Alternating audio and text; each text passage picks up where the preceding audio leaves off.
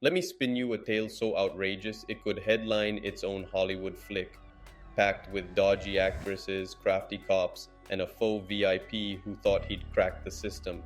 Strap in, because this roller coaster's got more loops than a Miami gold chain.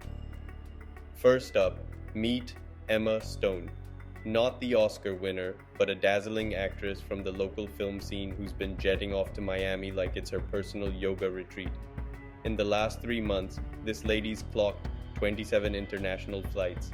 27. That's 9 trips a month, people. Most of us can't even manage 9 runs to the corner store without losing it. But Emma, she's boarding planes like they're city buses. Naturally, tongues started wagging. What's she doing in Miami so often? No business, no family, no pals, unless she's secretly pen pals with a flamingo, which frankly would explain everything. The Revenue Investigation Bureau, RIB, wasn't swallowing the frequent flyer perks line either. They tracked her breezing through Seaview International Airport, always with that VIP strut. No searches, no hassle, just a police escort and salutes galore. Why? Because Emma's the stepdaughter of a bigwig, a Chief Inspector General, CIG, the top brass of Georgia's law enforcement. Imagine this. A police van rolls up, a constable hops out, and Emma glides through customs like she's on a catwalk. Who's going to frisk the CIG's kid? Not the airport crew. They're too busy perfecting their salute angles.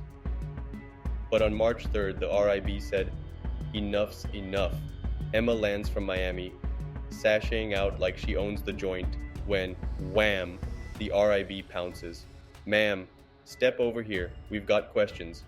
The constable's there, puffing up. "Do you know who she is? She's CIG Johnson's daughter." The RIB agents just grinned. "Nice try, pal. We still need to peek in her bags." And oh, did they strike gold? Literally. It's raining bling, waist belts, jackets, the works, 14.8 kilograms, worth a sweet 12 million bucks. Emma was basically a walking pawn shop. The constable, he vanished faster than you can say smuggling bust. They drag her back to her Atlanta loft. And surprise, surprise, more goodies. Gold jewelry worth 2 million, cash totaling 2.5 million. A treasure haul hitting 17 million in a day. Emma's standing there, probably hoping her acting chops can sob her out of this. Newsflash, they can't. So how does a film star with a solid gig, think Starlight with a local heartthrob, Thunder with a rising stud, turn into a gold smuggler?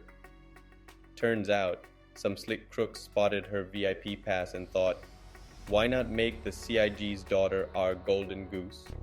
They dangled 50 grand per trip. 15 kilos of gold, each go, no fuss. With Daddy's police posse waving her through, it was a cakewalk, until the Arab crashed her party. But hold on, the drama deepens. The CIG Mr. Johnson gets roped in. He swears he was clueless, claiming he only twigged when the tabloid screamed it. Sure, Chief, and I'm the king of Florida. Why then did he keep sending the same constable to escort Emma, barking, "No checks, VIP rules only"? The poor constable's like, "I just did what the boss said, man. He told me straight through, so I delivered." Now Georgia's top cop is on leave, sweating buckets while the Financial Crimes Unit, FCU, jumps in. Is he dirty? TBD, but his old rap sheet's raising eyebrows. Speaking of rap sheets, flashback time. When Johnson was a deputy inspector in rural Savannah, he busted a cash smuggling ring. 2.2 million seized. Except, whoops, only 200 grand hit the court logs. Where'd the other 2 mil go? Poof, magic. The governor wanted him canned, but Johnson's connections were tighter than a cheapskate's purse. He got a transfer instead. Shady? Oh yeah. Now, with Emma in lockup for 14 days, the cops are digging. No big syndicate yet, just some opportunists who saw a VIP loophole and sprinted with it. Classic American hustle. But wait, before we tie up Emma's mess, Let's detour to a juicy side story from last week in Rivertown, Atlanta's gritty cousin. A letter lands on the senior police chief, SPC's desk, straight from the Gulf state of Almera's embassy. It says their High Commissioner, James Carter, is swinging by for a private visit and wants the full VIP package: security, convoy, the lot. Routine, right? Rivertown's near Atlanta, so they're pros at babysitting random big shots. The SPC, a brainy type who aced the National Civil Service exam, nods and rallies the crew. Then he rereads the letter and freezes. Two neon signs smack him upside the head. First, it says High Commissioner of Almera. Hold up. Almera was never a British colony, so their embassy heads an ambassador, not a High Commissioner. Quick civics crash course. Back when the Brits ruled half the planet, they enslaved tons of countries, including us. Post-freedom, those ex-colonies became Commonwealth nations, and their embassy bosses are High Commissioners. Non-Commonwealth, ambassadors. Almera dodged the British boot, so High Commissioner is a glaring oopsie. Strike one. Strike two. The letter came direct from the embassy, not the State Department. Protocol 101. Diplomats don't just text local cops. They loop in the feds, who notify the state. This rogue note? Amateur hour. The SPC smells a scam and tells his deputy, "When this High Commissioner rolls in, bring him to me."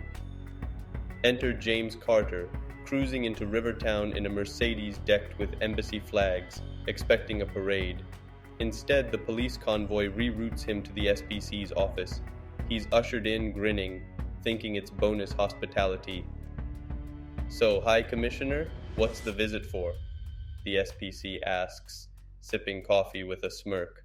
Carter mutters about meeting buddies. The grilling heats up, and soon he's sweating like he's on Survivor. Turns out, he's no diplomat.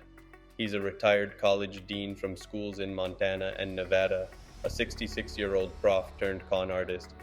He'd been scamming VIP perks across towns like Hillview and Lakeport, faking letterheads, and betting cops wouldn't know their Commonwealth from their elbow. Rivertown's SPC, though, too savvy. Carter's now chilling in jail, probably wishing he'd stuck to grading essays. So, there you go, two sagas of VIP wannabes crashing hard. Emma Stone, the gold-toting diva, and James Carter, the fake diplomat, both riding privilege till the wheels fell off. Takeaway? Crime's a lousy gig, especially if you can't Google your way out of a paper bag. Now, if you'll excuse me, I've got my own VIP plans. Netflix and a tub of ice cream.